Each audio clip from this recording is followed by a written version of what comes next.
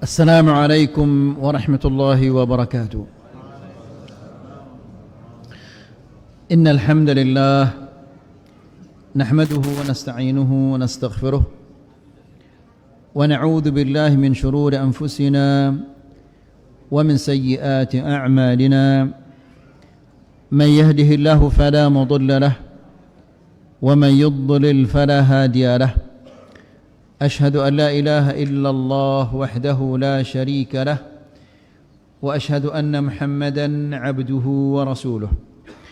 يا أيها الذين آمنوا اتقوا الله حق تقاته ولا تموتن إلا وأنتم مسلمون. يا أيها الناس اتقوا ربكم الذي خلقكم من نفس واحدة وخلق منها زوجها وبث منهما رجالا كثيرا ونساء واتقوا الله الذي تساءلون به والأرحام إن الله كان عليكم رقيبا. يا أيها الذين آمنوا اتقوا الله وقولوا قولا سديدا يصلح لكم أعمالكم ويغفر لكم ذنوبكم ومن يطع الله ورسوله فقد فاز فوزا عظيما.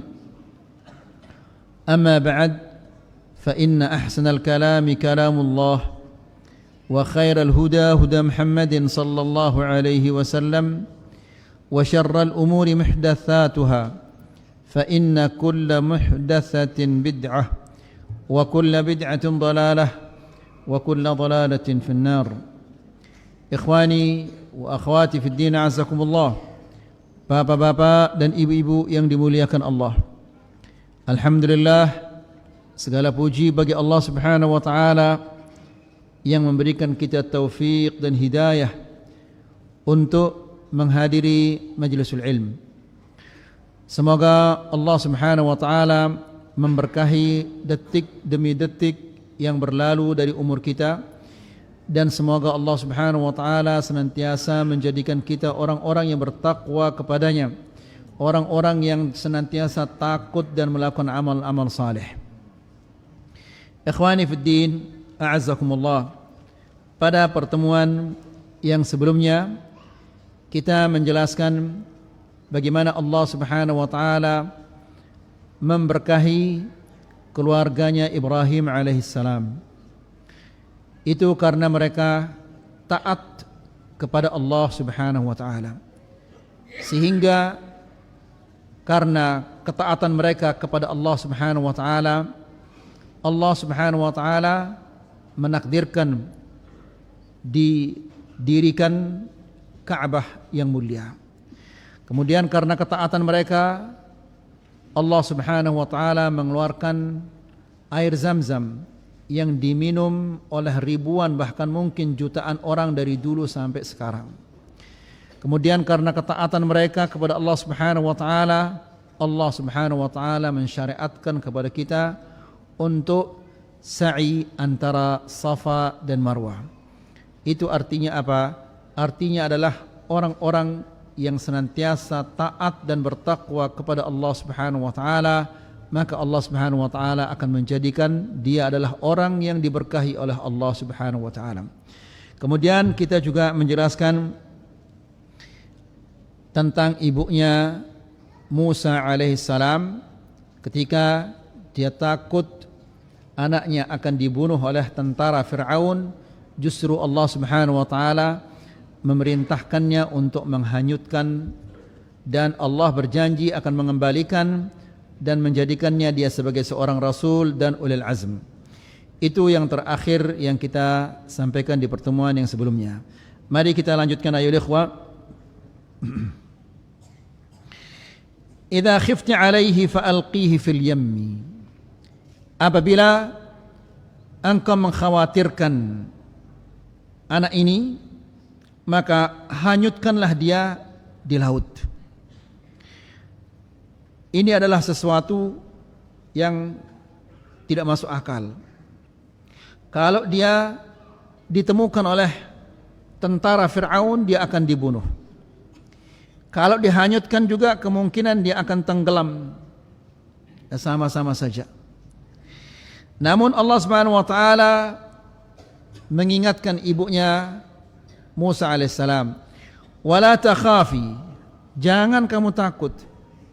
Lihat ayolah ikhwah, ini adalah bentuk janji dari Allah Subhanahu wa taala kepadanya. Ya, kemudian agar menguatkan jiwanya, menguatkan hatinya. Jangan sampai dia resah, gelisah, susah terhadap anaknya. Hanyutkan dia dan jangan kamu takut. Wala tahzani, dan jangan kamu susah. La ajab. La ajab, kata Syekh. Tidak usah kita heran. Jangan kita heran. Ata'jab min amrillah. Apakah engkau akan heran terhadap perintah Allah Subhanahu wa taala? Tidak ada satu perintah dari Allah Subhanahu wa taala yang tidak didasari oleh hikmah yang sangat besar, tidak ada. Ya. Kemudian ikhwani fi din azakumullah, janji Allah Subhanahu wa taala pasti akan ditepati oleh Allah, karena Allah itu la yukhliful mi'ad. Tidak akan mengingkari janjinya. Ya. Namun Allah Subhanahu wa taala pasti akan memenuhi janjinya. Namun tentunya orang yang dijanjikan oleh Allah Subhanahu wa taala terlebih dahulu dia melakukan apa yang diperintahkan oleh Allah Subhanahu wa taala, maka barulah Allah Subhanahu wa taala akan menepati janjinya. Ikhwani fid din azakumullah, Allah Subhanahu wa taala berfirman, "In tansurullaha yansurkum." Ini janji dari Allah. Apabila kalian memenangkan Allah, membantu Allah, Allah tidak butuh bantuan. Maksudnya adalah apabila kalian membantu agama Allah, berpegang teguh dengan agama Allah, kemudian kalian amalkan, kemudian kalian sampaikan kepada orang lain, maka Allah Subhanahu wa taala pasti akan menolong kalian, membantu kalian, dan Allah pasti memenangkan kalian. Lihat bagaimana sahabat-sahabat radhiyallahu taala anhum, ya, mereka berpegang teguh dengan agama Allah Subhanahu wa taala. Ya, mereka mengorbankan jiwa raga mereka untuk menegakkan agama Allah, untuk menyebarkan agama Allah. Ya. Sehingga Allah Subhanahu wa taala membantu mereka. Dan Allah Subhanahu wa taala mengalahkan, memenangkan mereka atas musuh-musuh mereka walaupun mereka kuat.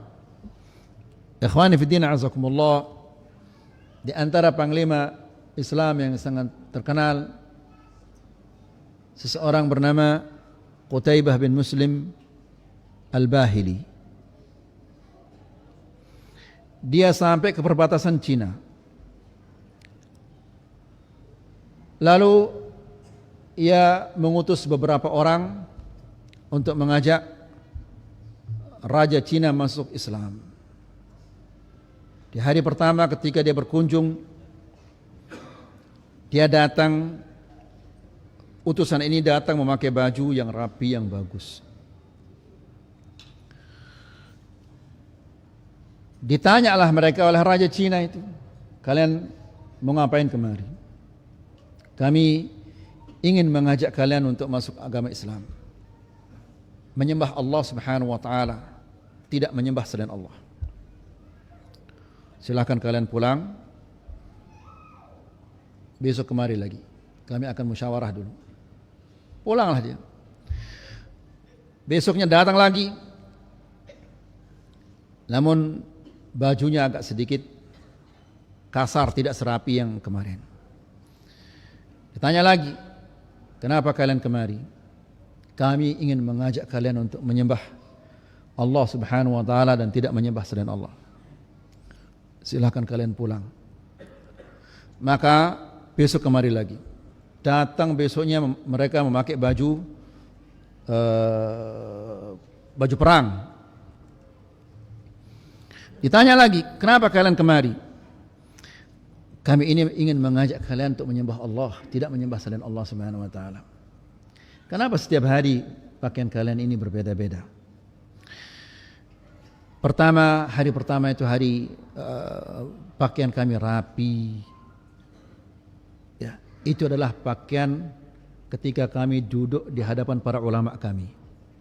Jadi kami mengajak engkau dengan secara logika bahwa yang kalian sembah ini batal semuanya, sembah Allah Subhanahu wa taala. Lalu kenapa hari yang kedua pakaian kalian agak kasar? Dia mengatakan itu adalah pakaian kami ketika kami berada di tengah keluarga kami. Jadi kami mengajak kalian secara kekeluargaan. Sembahlah Allah, jangan sembah selain Allah Subhanahu wa taala. Kenapa kalian hari ini pakai baju tentara? Iya, ini baju kami pakai kalau kami cari mati. Kemelas orang Cina ini. Lalu dia mengancam, apa kalian tidak tahu bahwa kalian ini ibarat telur di genggaman saya? Kalau saya pencet kalian, telur itu akan pecah. Apa kata orang ini? Apa kamu tidak tahu? Panglima kami sekali saja dia mengatakan Allahu Akbar. Semua pasukan-pasukan yang ada di kebun zaitun, di kebun tin itu akan kemari. Maksudnya yang ada di Syam, ada di Afrika, semuanya akan kemari. Kaget dia orang Cina ini. Lah ini semua pasukan kaum muslimin yang ada di Afrika, yang ada di Syam, semua akan kemari.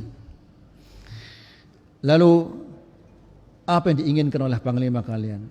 Tidak ada keinginan yang lain. Dia sudah bersumpah untuk menginjak negeri kalian. Dia sudah pulang dulu. Sudah mulai kisut nyalinya. Kalian besok kemari lagi. Besok datang dia, Raja Cina ini, dan ada baskom dari emas isinya tanah. Lalu dia mengatakan, panglima kalian dia sudah bersumpah untuk menginjak tanah Cina. Ini tanahnya Cina, silakan taruh kakinya di sana. Berarti dia sudah menginjak tanah Cina dan kita tidak usah perang. Lihat ayo ikhwah, bagaimana mereka kuat ditakuti oleh musuh. Bukan karena mereka setiap hari angkat barbel. Ya, mereka itu selalu setiap hari digodok dengan la ilaha illallah Muhammad Rasulullah. Ya. Sehingga kematian pun itu murah bagi mereka.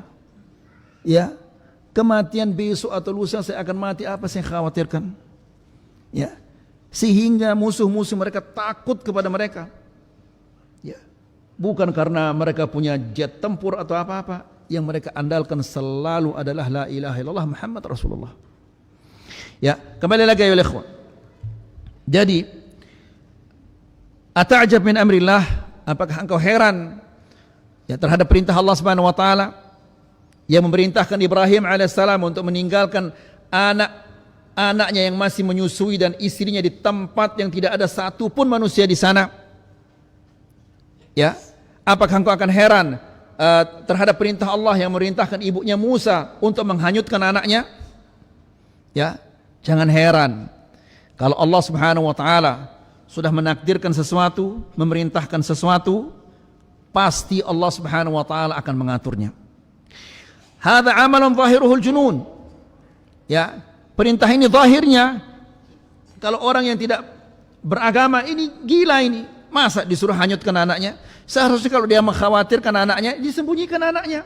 Namun justru disuruh hanyutkan. Ya. Orang yang tidak punya agama, orang yang tidak beriman pasti akan mengatakan, wah ini perintah gila ini. Ya. Fima yaqtadhihi an-nazarul mujarrad. Ya, kalau kita memandang perintah ini tanpa iman, pasti ini kita akan mengatakan, wah ini perintah apa seperti ini? Seperti yang orang-orang liberal atau apa itu. La yufidu Musa wala ummahu. Perbuatan ini tidak ada gunanya bagi Musa alaihissalam, juga tidak ada gunanya bagi ibunya. Apa manfaatnya sekarang? Ya, kalau ditemukan sama pasukan Fir'aun dia akan dibunuh, dia hanyutkan juga dia akan mati, ditenggelamkan oleh ombak. Walakin khatimatuhu. Lihat bagaimana akhirnya. Bagaimana akhir dari perintah Allah ini. Ya. Ifadatun la takhturu bi bali bashar. Manfaat yang tidak terlintas di benak manusia. Ya. Allah Subhanahu wa taala berjanji, inna radduhu ilaik, kami akan mengembalikan bayimu ini kepadamu. Ini sudah dijanjikan oleh Allah. Allah la yukhliful mi'ad. Ya, demikian juga orang-orang beriman. Allah berjanji untuk membantu mereka dan Allah tidak akan mengingkari janjinya. Ya, namun kita ini kurang yakin terhadap janji-janji Allah Subhanahu wa taala. Kemudian, laqad kana min thamaratil istijabah ar-rudda ila ummihi. Lihat bagaimana buah dari istijabahnya, ketaatannya kepada perintah-perintah Allah. Allah kembalikan anaknya itu. Dikembalikan Musa alaihissalam kepada ibunya. Dan yang menakjubkan ayat ikhwah, yang menyelamatkan dia dari ketenggelaman itu siapa? Musuhnya. Dibesarkan oleh siapa? Musuhnya. Di mana? Di rumah musuhnya. Ya, padahal di depan musuhnya, karena Allah Subhanahu wa taala sudah berjanji bahwa dia akan mengembalikan ke ibunya, musuhnya meskipun di depannya, musuhnya itu tidak bisa menekiknya, tidak bisa. Apa mencubitnya? Lupa lagi. Ya, tidak bisa diapa-apakan oleh musuhnya, padahal di depannya. Ya. La ilaha illallah. Lihat ayo bagaimana janji Allah Subhanahu wa taala. Ya. Kemudian kay taqarra 'ainuha wa la tahzan. Dikembalikan oleh Allah Subhanahu wa taala supaya dia bahagia, tenang dan tidak susah. Ya. Wa li ta'lama anna wa'dallahi haqq. Agar dia tahu bahwa janji Allah itu adalah hak, benar. Kita semua meyakini bahwa janji Allah Subhanahu wa taala benar. Tidak mungkin Allah mengingkari janjinya. Karena mengingkari janji itu adalah sifat tercela. Tidak mungkin ada sifat yang tercela pada Allah Subhanahu wa taala. Allah itu sifatnya sempurna, sifatul kamal. Sementara mengingkari janji ini adalah sifat yang tercela. Kemudian waliyakuna min ulil azmi minar rusul. Dan agar dia menjadi ulil azm, ya, diangkat derajatnya oleh Allah Subhanahu wa taala, dikembalikan, ibunya tenang, ibunya bahagia. Kemudian lebih dari itu lagi, diangkat dia oleh Allah Subhanahu wa taala menjadi seorang rasul dari kalangan ulil azm. Subhanallah. Ya. Jadi ikhwan fillah azakumullah, sabar, taat, bertakwa kepada Allah Subhanahu wa taala pasti buahnya akan manis. Ya. Kalau tidak di dunia, pasti buahnya akan manis indah di akhirat nanti.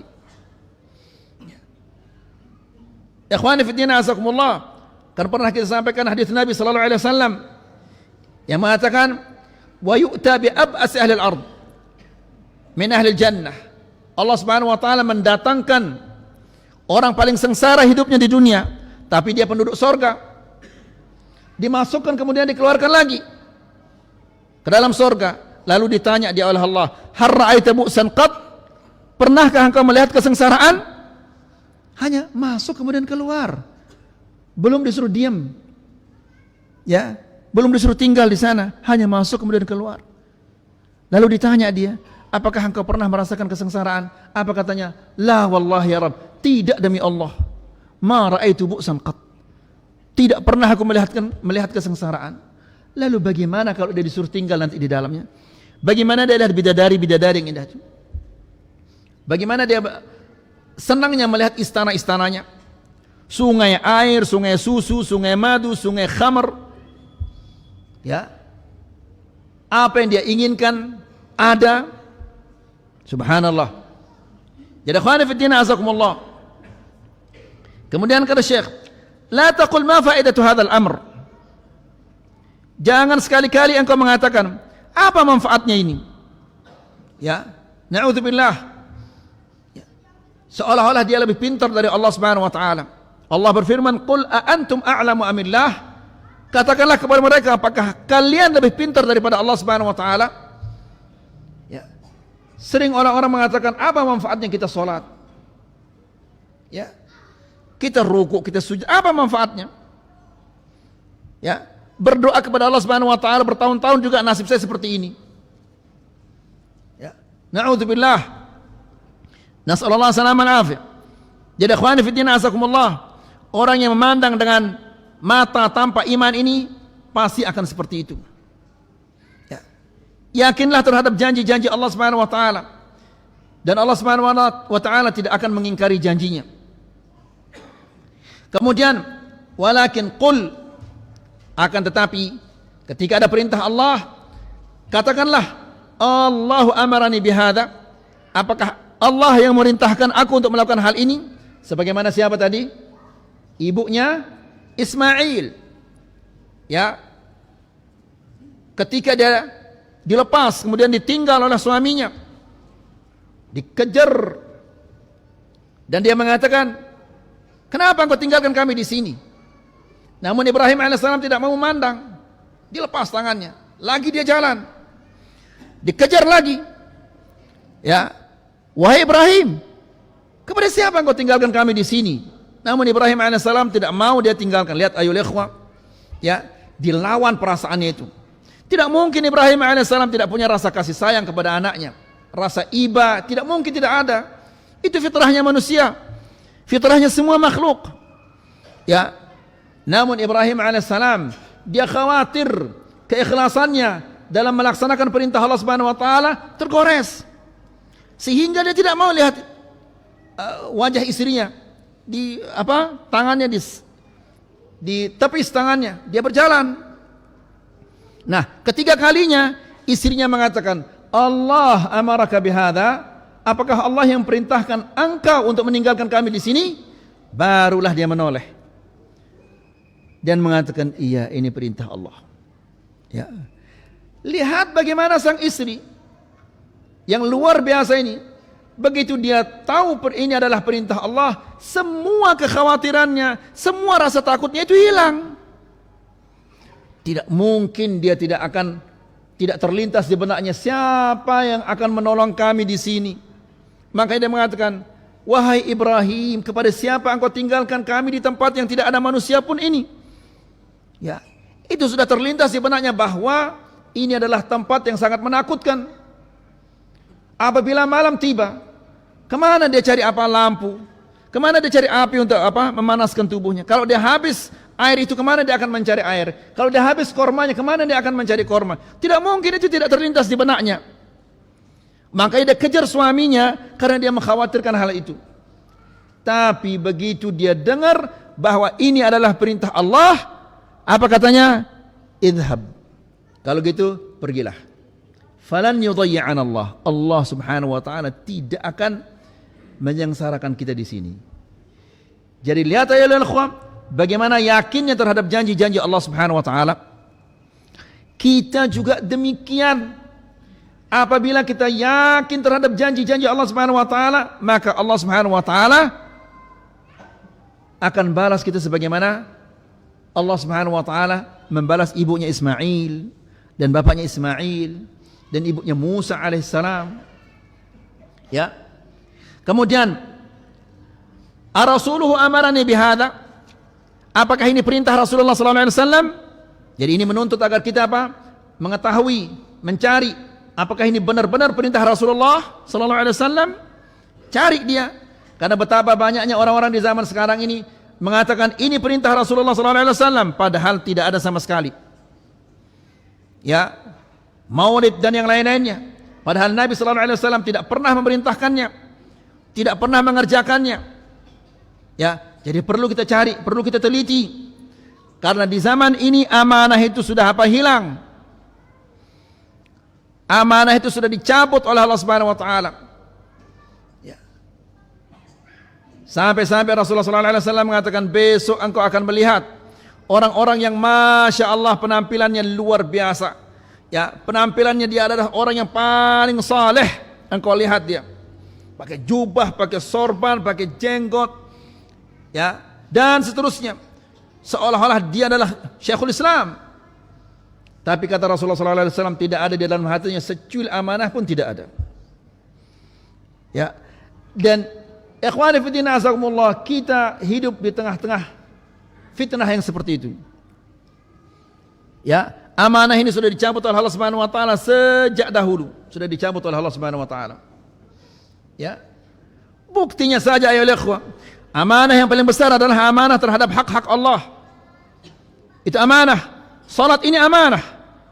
Ya, kita akan ditanya nanti oleh Allah Subhanahu wa taala. Antum melihat saf-saf di masjid-masjid itu, masih banyak yang congang-congang saf-saf ini. Ya. Hak Allah tidak ditunaikan dengan baik, berarti dia tidak amanah. Ya. Nasallallahu alaihi wasallam. Jadi ikhwani fi din azakumullah. Jadi kita harus teliti, periksa, cari tahu apakah benar ini perintah Allah, ini perintah Rasulullah sallallahu alaihi wasallam, karena kita berada di zaman yang amanah sudah langka. Kemudian, hal hunalika nassun thabitun fi hadhihi masalah? Apakah ada dalil yang sahih tentang masalah ini? Tentang perintah ini? Ada enggak dalilnya? Ada dalilnya, kerjakan. Tidak ada dalilnya, jangan dikerjakan. Agama kita mudah sekali ayo ikhwah. Ya, ada dalil kerjakan. Tidak ada dalil jangan dikerjakan. Ya, jangan dibuat-buatkan dalil. Yang ada saja tidak bisa dikerjakan secara sempurna. Dibikin-bikin cara yang baru lagi. La haula wala quwwata illa billah. Kemudian, innal faidah kullal faidah was sa'adah kullal sa'adah fil istijabati li amrillah. Manfaat yang paling bermanfaat, kebahagiaan yang paling bahagia adalah menjalankan perintah-perintah Allah Subhanahu wa taala. Makanya ikhwan fillah azakumullah, pernah kita sampaikan di kajian yang sebelumnya. Cukuplah seseorang itu dikatakan dia jelek, ya, apabila dia ketinggalan, tidak sempat melaksanakan perintah-perintah Allah. Ya, mungkin ada perintah Allah Subhanahu wa taala dia tidak laksanakan. Dia tidak susah. Seperti misalnya, dia tidak sempat sholat berjamaah, dia tidak susah. Ya. Kemudian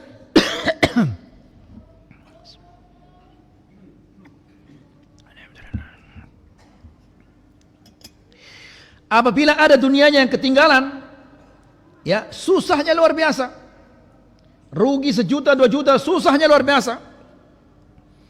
Tapi tidak sempat sholat jenazah misalnya, ya, santai-santai aja.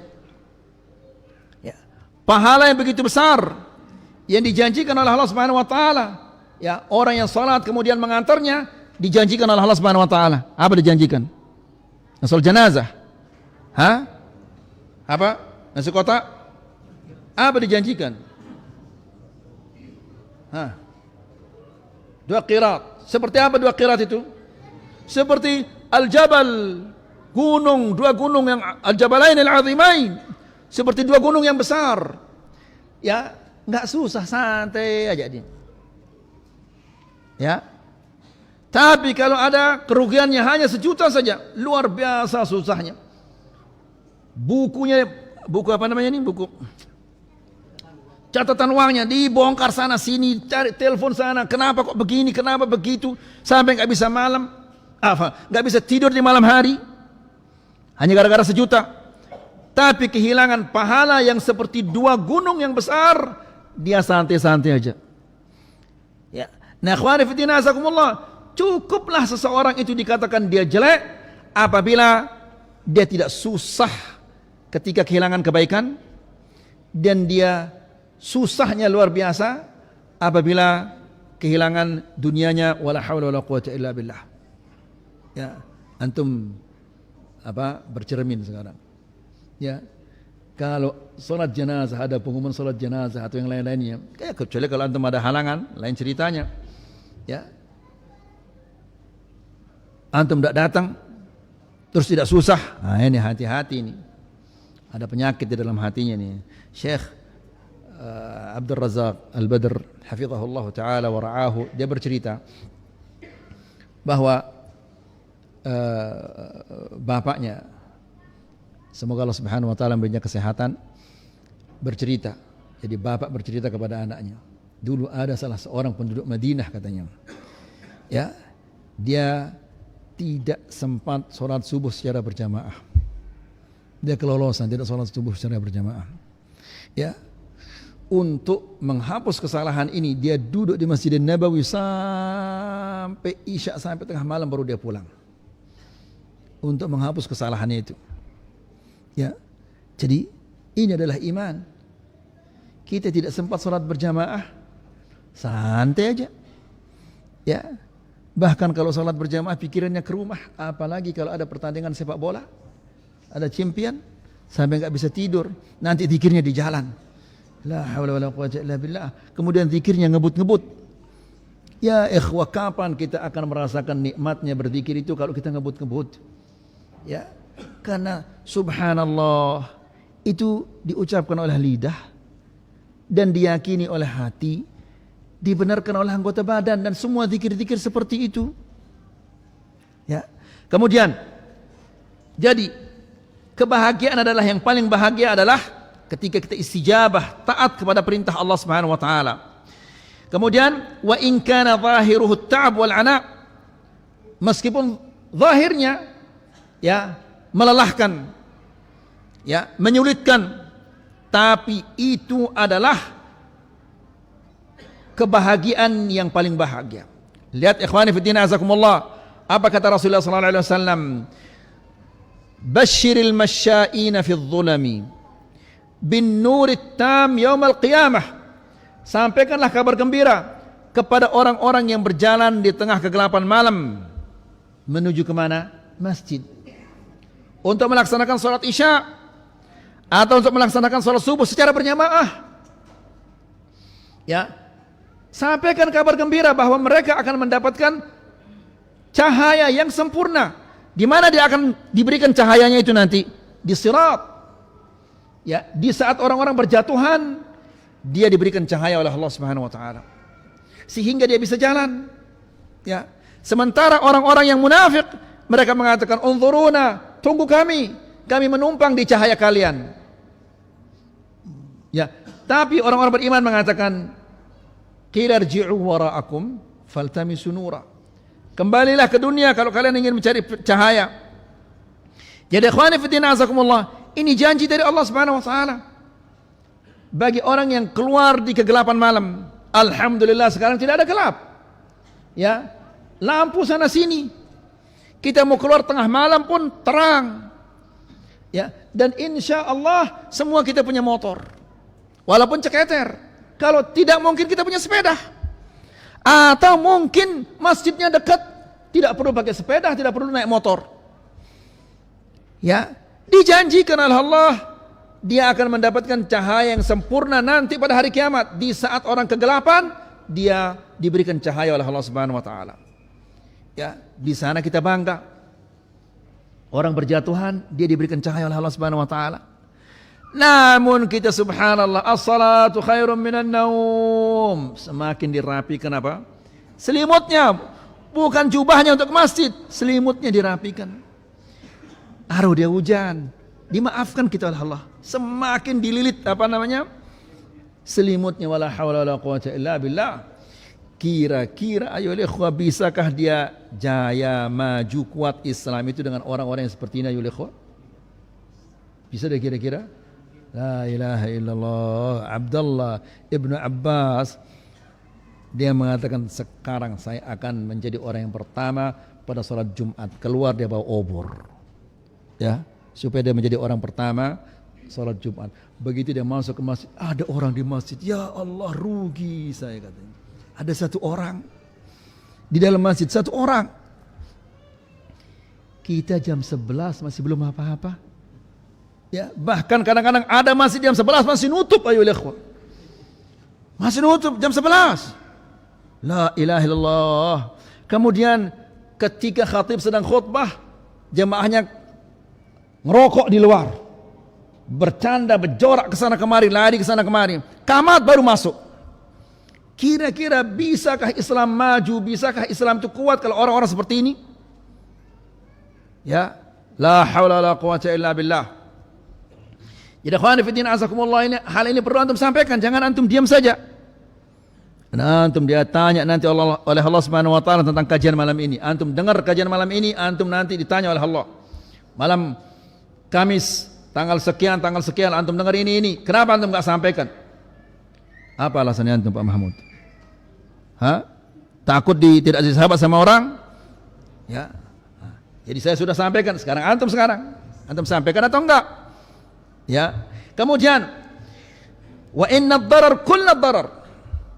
Ya, kejelekan yang paling jelek, wasyaqa kullu syaqa, dan kesengsaraan yang paling menyengsarakan. Apa itu?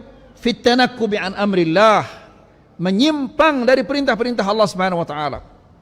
Ya, Ikhwani fi din azakumullah, lihat bagaimana Allah Subhanahu wa taala membinasakan umat-umat sebelum kita. Kaum Nabi Allah Nuh, kemudian kaum Nabi Allah Lut, dan kaum-kaum yang lainnya dibinasakan oleh Allah Subhanahu wa taala. Gara-gara apa? Gara-gara mereka tidak mau taat kepada Allah Subhanahu wa taala. Ya. Demikian juga kita.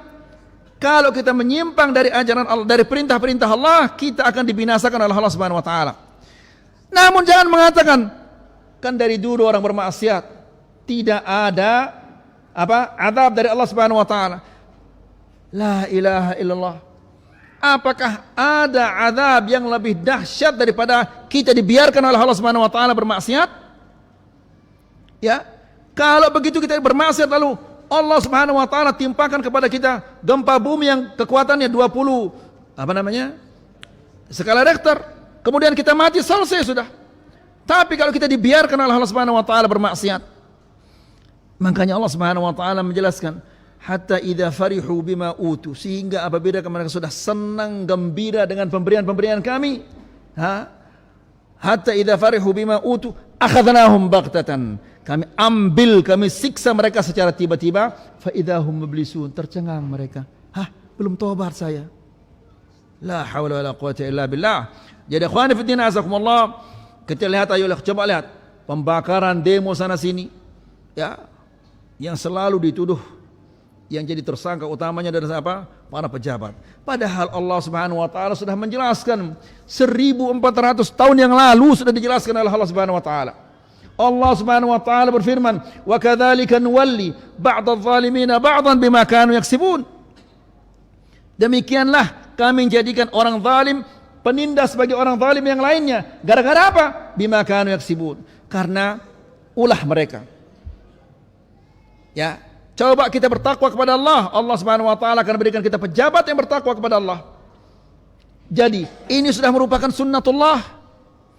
Ya, orang zalim menindas orang zalim yang lainnya. Ini sudah merupakan sunnatullah. Ya. Lihat ayo ikhwah, Abdul Malik bin Marwan ketika dituntut dia, kenapa masamu ini tidak seperti masanya Abu Bakar dan Umar? Abdul Malik bin Marwan, raja yang sangat terkenal itu. Apa katanya? Kalian ini tidak bijaksana. Kalian menuntut kami, ya, agar kami seperti Abu Bakar dan Umar, tapi kalian tidak mau menjadi rakyat seperti rakyatnya Abu Bakar dan Umar. Kalau kalian sudah menjadi rakyat seperti rakyatnya Abu Bakar dan Umar, maka kami akan menjadi seperti Abu Bakar dan Umar. Ya. Jadi ikhwani fi din azakumullah, Al-Fudail bin Iyad atau yang lainnya mengatakan, Al-Hasan Al-Basri, ya, ketika Al-Hajjaj diangkat jadi gubernur, Hajjaj adalah orang yang paling zalim dalam sejarah Islam. Apa katanya?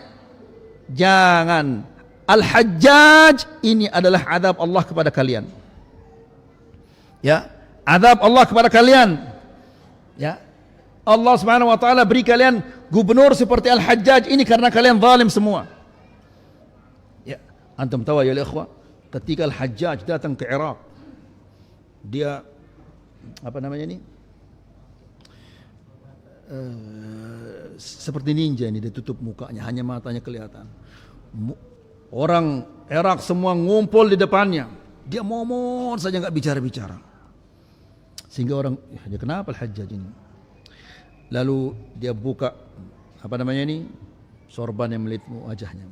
Lalu dia mengatakan, kalau saya sudah buka sorban saya ini, kalian tahu apa yang saya akan lakukan. Lalu apa katanya? Ara ru'usan qad ayna'at wa ana awanu qitafuha. Aku telah melihat kepala-kepala yang sudah matang dan sudah saatnya untuk dipanen, katanya. La ilaha illallah, ini kemplas semua orang Baghdad ini, kepala kita sudah saatnya dipanen ini. Dan dia tidak main-main, salah hantam potong leher. Kenapa lari ke Al-Hajjaj tadi? Jadi ikhwani fi din azakumullah, ya, kalau kita zalim maka Allah Subhanahu wa taala berikan orang yang zalim. Ya. Jangan demo-demo. Nah, Al-Hasan Al-Basri mengatakan, Al-Hajjaj ini adalah azab Allah kepada kalian. Jangan kalian halau, jangan kalian singkirkan azab Allah itu dengan tangan kalian. Tapi bertobatlah kepada Allah. Ya, bertobat dan beristighfarlah kepada Allah. laksanakan perintah Allah. Allah Subhanahu wa taala pasti akan menghilangkan hajat dan akan memberikan kalian pemimpin yang lebih baik. Habis. Orang sudah azan dulu. Baik. Wa in kana fi zahirihi ar-rahah was sa'adah. Kesengsaraan yang paling menyengsarakan adalah ketika kita jauh tidak mau melaksanakan perintah Allah. Meskipun zahirnya itu adalah tenang, senang. Ya. Jadi jangan antum kira bule yang kesana kemari, melancong kesana kemari, jangan antum kira dia senang. Tidak. Ya, Allah Subhanahu wa taala itu Maha Adil, Maha Bijaksana. Ya. Orang yang paling bahagia itu adalah orang yang beriman kepada Allah, orang yang dekat kepada Allah. Orang yang jauh dari Allah Subhanahu wa taala, fasilitas apapun dia miliki dia tidak akan senang. Kan sering kita mendengar si fulan, Masya Allah kekayaannya luar biasa namun dia bunuh diri. Ya, dia gantung dirinya di rumahnya, padahal rumahnya Masya Allah ada kolam renang, ada macam-macam. Tidak tenang dia. Ya, jadi ikhwani fillah asakumullah, kebahagiaan itu adalah ketika seseorang dekat dengan Allah. Karena orang yang jauh dari Allah Subhanahu wa taala, dia dekat kepada syaitan. Kapan orang itu akan senang, akan bahagia kalau dia dekat dengan syaitan? Kalau enggak dekat dengan syaitan, maka dia akan dekat dengan hawa nafsunya. Hawa nafsunya hanya ingin menjerumuskannya. Ya, walimadza hadhil qisas fil kitab was sunnah? Kenapa Allah menceritakan kepada kita cerita-cerita ini di dalam Al-Qur'an dan sunnah? Alit tasliyati wal lahu? Apakah sekedar untuk bermain-main dan untuk hiburan? Allah ceritakan bagaimana membinasakan orang-orang terdahulu. Allah menceritakan kepada kita bagaimana ibunya Ismail alaihissalam taatnya kepada Allah sehingga lihat hasilnya. Demikian juga ibunya Musa alaihissalam. Balil iddikari wal itibar. Ini diceritakan oleh Allah Subhanahu wa taala kepada kita agar kita mengambil pelajaran. Ya, menghadapi problema-problema kita sebagaimana orang-orang terdahulu menghadapi problemanya. Karena problema kita sama. Orang dulu dibinasakan oleh Allah Subhanahu wa taala karena mereka tidak mau patuh kepada Allah. Orang sekarang juga kalau tidak mau patuh kepada Allah, mereka akan dibinasakan oleh Allah Subhanahu wa taala. Innaha litathbitil afidati wal qulub. Cerita-cerita yang diceritakan oleh Allah dan Rasulullah sallallahu alaihi wasallam ini untuk menguatkan hati kita. Ya, meskipun kita sendirian di desa itu, tapi tetap menjalankan perintah-perintah Allah Subhanahu wa taala. Bacalah cerita-cerita ini agar kita terhibur. Ya, bagaimana orang-orang dahulu, lihat bagaimana mereka ditindas, ya, dikuliti kepalanya sampai tulang urat-uratnya, kemudian otot-ototnya putus. Ada yang menderita seperti itu? Gak ada. Gara-gara tidak disapa sama tetangganya, ya Allah berat ujian saya Ustaz. Apa ujiannya antum? Jadi disapa sama tetangga, belum dikuliti kepalanya sudah mengatakan berat ujiannya. La haula wala quwwata illa billah. Allah Subhanahu wa taala berfirman, "Wa kullan naqussu 'alaika min amba'ir rusul." Kami ceritakan kepada kalian cerita-cerita para rasul ini, ma nuthabbitu bihi fuadak. Tujuannya adalah untuk mengokohkan hatimu di atas iman ini. Wa sallallahu ala nabiyina Muhammad walhamdulillahi rabbil alamin.